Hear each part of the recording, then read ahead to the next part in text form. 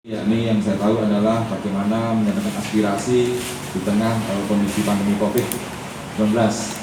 Jadi kami mewakili Bapak.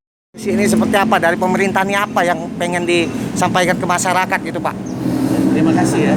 Jadi pertama yang diskusi kita pada hari ini, kita bersama-sama dengan teman-teman mahasiswa UKP yang ada di sini, bersama dengan Pak Dirlanda Dirintel, kemudian dengan stakeholder yang lain, kita mencoba dalam keadaan pandemi seperti ini. Oleh sebab itu diskusi ini nanti kita menyampaikan bagaimana sebaiknya saran masukan mereka terkait dengan pelaksanaan dengan adanya COVID ini. Jadi mungkin dengan melalui diskusi-diskusi yang seperti ini yang kita lakukan.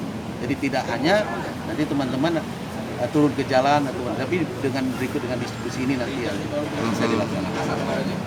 Jalan, kita bisa lakukan. Ini mungkin nanti jadi contoh role model. Kami sepakat dengan Pak Dirintel tadi. Nah, jadi apabila ada yang perlu disampaikan, berikan masukan ataupun saran dan sebagainya, nanti kita bisa dalam bentuk diskusi seperti ini. Artinya nanti yang dimintai, yang mau diberikan aspirasi itu didatangkan semua lalu diskusikan? Ya, benar.